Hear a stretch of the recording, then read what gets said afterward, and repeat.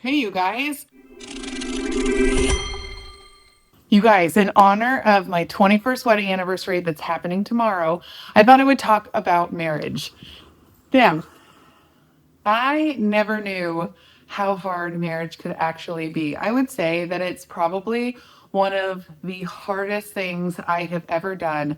And I would say that parenting children is the next, and not in a negative way, though. You find the things that you love the most hurt you the most, you get the most passionate about.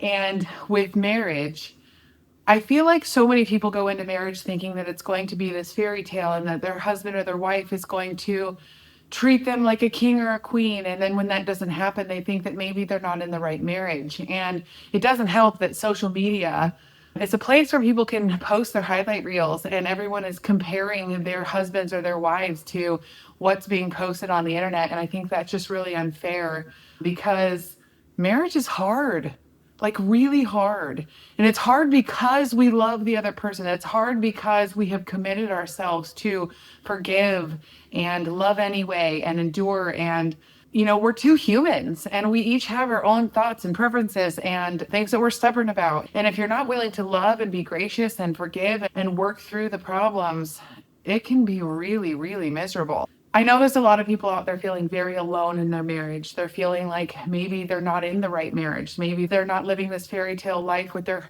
husband or wife showering with them with all this attention or gifts or things like that, or the things that they see on social media, that they're in the wrong relationship. And the world says that when things feel hard, that they're broken and that you should move on. And I hate that part. I wish that we would be so much more supportive of making it through the hard stuff. And Mike and I have been through a lot. It's funny that on our wedding day, we commit to being with the person that we love through the darkest of times. But yet, when those dark times come up, we fall back for a second. We question our marriage, question did we make the right thing? We start judging and resenting our spouses and without reconciling that, without finding where the root of that actually is, disaster happens in your marriage and you divorce. And then some people realize that that divorce was actually not better. And I want to say, if you were in a domestic violence type of situation or you're in an unsafe marriage where there's abuse or there's abuse on your kids or anything like that, I am not telling you to try to stick it out. I want you to get to a safe place. It's really hard when you go through marriage and you find yourself feeling so exhausted by whatever it is that's going on. And I want to give you hope that if you have been cheated on, that there is still hope. And if you have a spouse that has an addictive personality to anything, whether it be porn or alcohol or drugs, or let's say that they have a real aggressive or angry personality and they're always seeing the negative side of everything, which is very hard to live through, that there is hope. There is hope that you will get through it. There is hope that there will be change and that it will be a beautiful relationship. And like I said, Mike and I have been through a lot of things. And there were times where I thought, I don't know if I can go on anymore like this. And a lot of, when I say like this, I'm talking about this inner feeling that I have. However, it's so very easy for us to project and to point our finger on in the other direction and blame everything on that spouse. And what I have learned in the last 6 months about what I can actually control and what I was actually contributing to that negativity and what I was doing to not help the situation. About 6 months ago, I think it was about 6 months ago, I was kind of at a real low point in my emotional self. And, when I was very, very sick and dying, it was extremely hard on Mike. And he didn't know how to process it. He didn't know how to be there and support and be compassionate because he was crumbling on the inside. And little did I know that this was actually happening at the time. And so in my mind, I'm thinking, what, does he not love me? He's not there for me and all of these things. And in my mind, I felt abandoned. And he is a really, really good man. He's a really, really good man. And I know that the Lord has made him to be this amazing person. But what can happen over our growing up time is that as a little kid, these are things that I have learned about myself, that certain times in your life, and it can stem back to all the way when you were a little kid, we told ourselves and taught ourselves how we will react to a situation. Like, for instance, if you had a parent that yelled a lot, you may have learned to be a people pleaser in that moment. You may have learned that you take on the responsibility of everyone else's emotions. You may have put it on yourself that you've got to fix everything. You've got to calm the storm and you've got to make everyone happy. And that was something that I realized that I learned about myself, is that I am a people pleaser and I have always struggled with other people's emotions because I feel like I carry the weight of them. And it was hard for me to say no to my kids, even. That's how deep it had gotten. I thought, man, it's hard for me to say no to my kids because of this unhealed place in me, that I feared their unhappiness because I would feel sad if they were not happy. And so it ultimately comes down to that I can't handle being sad. We are all unhealed humans. And when we're unhealed, we're not completely whole on the inside. And then we're trying to love people from this unhealed place. And I think that's where projections come out. That's where yelling comes. That's where anger and frustration and resentment and bitterness and all of these things come, because we're trying to change someone else. While one, we're unhealed, but they're also unhealed. Again, 6 months ago, I came to a point where I'm like, I just need to figure out what I can control, what I can heal. And it really got turned back on myself. And I stopped expecting things from Mike. And not in a like, hey, you're a loser. I didn't realize that how even some of the little things that I would say throughout the day would put this expectation on him that kind of put a wet blanket on him.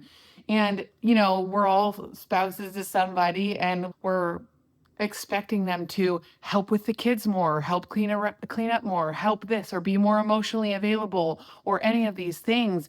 And when that doesn't happen, pay attention. You might have a look on your face, or say a side remark, or just say something to your kids loud enough for them to hear. It really starts this vicious cycle, which separates you more as a couple, and more and more and more. And before you know it, you're fine to not spend time with them. You're fine to not talk to them. You're fine to avoid them. And that's really not what marriage is about. So I encourage you that if you are in a deep, dark place right now, to stand up and know that there is hope for you. Like I said, I've been in many hopeless places. At least I thought I had hopeless places, but really it's our perspective. And if we can change our perspective, you would be mind blown at how different things can shift, how different your marriage could feel. So I started with me. And I spent a specific amount of time, it was 3 weeks to be exact, actually, where I was just going to be quiet. I was going to be accepting and forgiving, and I wasn't going to put in my 2 cents. I wasn't going to have expectations on my husband, and I was going to work on me. And that starts with your own self-care. You have to take care of yourself. You can't fill a cup with an empty glass. You know what I mean? And so you need to fill your own cup first. And it's like, self-care is really popular in today's age, and everyone's talking about it. And I'm not just talking about all the fluffy things. However, I am talking about doing things that really fulfill your soul, doing things that really bring joy to you, and every single day. And that way you can love from a more complete place every single day. So there's a lot of steps that you take, and self-care is one of the first of them. But relinquishing control is another one of them, where you don't have to control everything. You don't have to have it your way, and you don't have to tell your spouse that they're doing it wrong or they should do it this way, and you should trust them more. And what I have found is that, so I have a relationship with the Lord, and I am blessed enough to have a pretty decent relationship that is continuing to grow. And I feel like the Lord told me to just be quiet. So I took that time to be quiet and do self-care and stop controlling things so much. And in that time, I saw Mike in a different light. If you can see them as that young child that maybe has the trauma or has those taught thoughts that, like, hey, they don't know how to be compassionate. They don't know how to love you the way that you need to be loved, because maybe they were never loved that way. Maybe they learned at a very young age that whenever tension rises, they yell, and that's where that originated from. And sometimes addictions actually originate from these tiny unhealed moments, because when they look at porn, when they drink, when they yell, or when they go to their phone so much, or video games, which is another addiction that I've heard people having. It's a place where they can instantly feel like they're winning, where they feel like they're in control. And even though when you're addicted and you have these things, you're not technically in control, but they feel like they are, or they're hiding from something, or they're masking their true deep inner feelings. And so I believe that if we all get this inner healing, we'll be able to love from more complete places. And so I encourage you to start by taking care of yourself, letting go of expectations of your spouse. And I'm not saying like, oh, they're never going to help ever again. No, you trust me. If you do these things, watch. I have personally noticed that when I do these things, that my marriage starts to change. And I have talked to many wives in a very similar scenario where they feel like they're just at a loss in their marriage. And when they start taking care of themselves, their family sees it.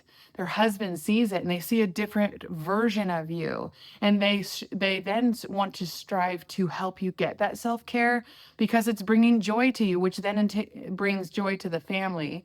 And not only that, but when you relinquish control and you stop being so bossy, like if you really get to the nitty gritty of it, like how much are you having a say? How much are you overpowering or saying that this is better or they should be doing that? Just stop doing that for a little while and see if things change because it really can. Healing starts from within. It starts from when you're little and you have to change the way that you see things and change the way that you think about things. And that's another thing that we're in control of. We are in control of our thoughts. And even though I thought at different times, I have not been in control of my thoughts. And I am very judgmental in my head. I go around and I'm like, oh my gosh, why aren't they this? Why aren't they that? And like, if they love me more and like all of these things. And you have to stop the shit talk in your head and change your perspective. And one thing that really helped with me too is that in my head, when I walk by, I'm like, why aren't they doing that? Or I hate when they do that. Or I don't like this. Or they're always something. Immediately, even if you don't believe it, immediately change your thought. So, like, even outside of marriage, I hate the dentist. I've had terrible experiences at the dentist. So I'm always like, oh, I hate the dentist so much. I started doing this where I flipped what I was saying when it was negative or it was like a limiting belief or something like that. And I started saying the opposite immediately. And it was the most powerful thing in my mind. And so I remember I was telling my husband, like, hey, I don't want to call the dentist. I need you to call the dentist because I hate the dentist. I immediately caught myself and I said, no, I don't. I don't hate the dentist and I can totally get there and all the things. And it's amazing how that made me feel on the inside. And you can do the same things with things that you hate about yourself, things that you hate about your spouse. Like, for instance, gosh, I hate that he's always doing this. And you switch around and be like, I love that he does this. Just watch. That's the only thing I can do. You're not going to maybe believe me until you try it yourself. Try it with every little thing. And there were times that I was like, oh, he's never going to change. It's never going to get better. Or like if you're in a relationship where you don't feel safe emotionally, you'd be like, I would say, I don't feel safe emotionally. Twist and say, I am safe and things are going to change and he is a good man and all of these things. Just try it. Please try it before you give up, before you completely lose hope. Or and if you already have, try it anyway. When I almost died about a year and a half ago, and I remember coming out of a day that I thought, this might be it. And I really felt like I got so passionate about spreading hope to people in hopeless places and shedding light where there is so much darkness. And I've been through a lot and I thought that there was no hope. And the world tells you that get a divorce, get a divorce.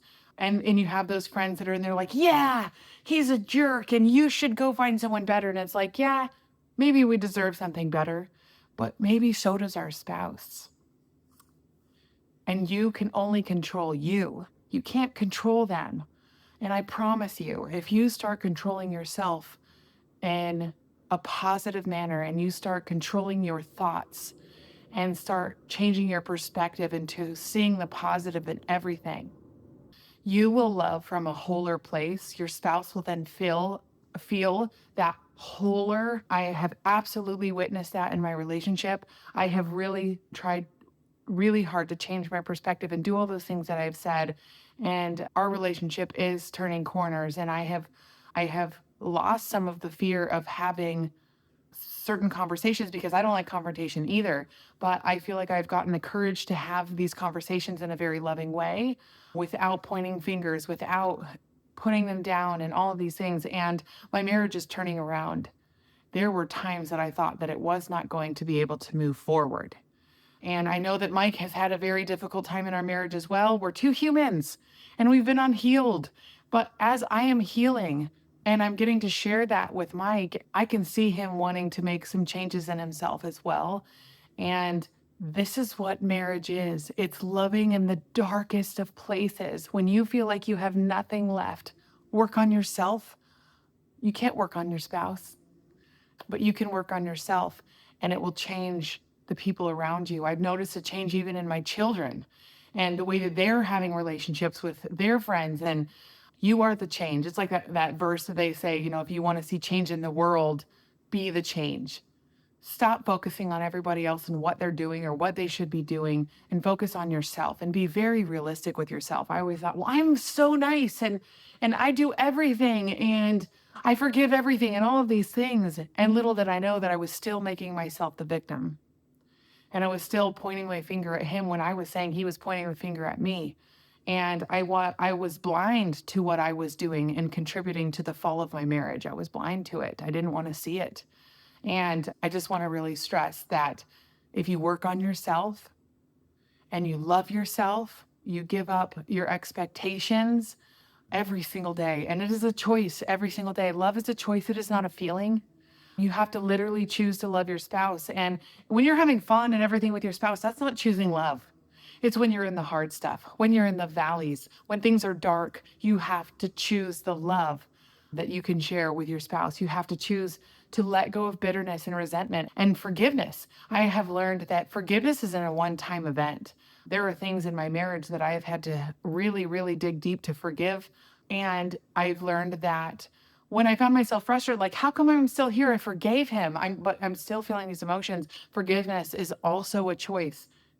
And it is going to happen multiple times. It's like an onion. There's layers to an onion, It's like the first time I forgave him for this scenario, it's like the first layer came off. But then as I dive deeper into myself and taking care of myself and healing myself, I realized that there are more layers to that onion. And I'm going to have to forgive again. And I'm going to have to forgive for something a little bit deeper. And it's a process. And marriage is a roller coaster. It's always going to be up and down. And just because it's down doesn't mean it's over. Just because it's down doesn't mean you're married to the wrong person. And this is where your love needs to show up, because love is a choice, forgiveness is a choice, and you have to choose these things every day because you are committed. You have made a commitment to a spouse. And I'm telling you, I have seen marriages that were at the bottom of the barrel. They're like literally ready to split. Or I know marriages that they did separate for a little while. They healed themselves. They came back and their marriage is more beautiful than ever. But you don't necessarily need to have a split. You just have to start working on yourself. And I really challenge you guys to do this. If you're in a marriage where you feel hopeless and you feel like your spouse is not the one for you, or you feel like they're never going to change or anything, I challenge you to look inward. I challenge you to take care of yourself. I challenge you to let go of that control. And I challenge you to control yourself, control your thoughts, and look for the positive in all situations. And if you want to see your marriage transform, I first challenge you in this order to do self-care. And I know everybody, self-care sometimes can feel very selfish, but it's not. You can't pour from an empty cup. You need to fill up your cup and start doing, 2 to 3 things a day that you can that are just for you. Like for me, I love to paint my nails. And it's a small thing, but it makes me feel more ready for the day. It makes me feel complete. It just makes me feel happy. So that's one of them. I like to get ready for the day and make sure that I'm ready. So I like to do my hair and I like to do those things. That's a little bit of self-care for me. On occasion, I will get in my sauna and spend time alone in my sauna, or I'll take a bath. And when I'm in the bath, nobody can really bother me. Mommy's naked. And then let go of control. Let your spouse do some things without having anything to say about it. Just let things go. I really truly believe that you will start to see a transformation in your marriage. All of the things that you wished of your husband or your wife will start to happen organically, not because you said, not because you just kept telling them over and over and over how you wish that they had changed. I have seen change in my husband after I stopped talking about the change I wanted to see. And again, the only way that you can help them heal is get healing yourself and take care of yourself. Change the thoughts that you are having inside of your head, and you will love differently. And when you love differently, you will see mountains move in your marriage. And again, there is so much I could share about my marriage that would help you to not feel alone because we have experienced a lot of hardship in our marriage. And we have made it through a lot of hardship in our marriage. And I know that you can too. And like I said, I challenge you to focus on what you control, which is yourself. And I challenge you to share with me the things that you see changing. Or if you're stuck in a rut and you're in deep, dark places right now, I'm not a therapist, but I invite you to drop into my DMs and my messages and share where you're at right now so that I can also give you hope.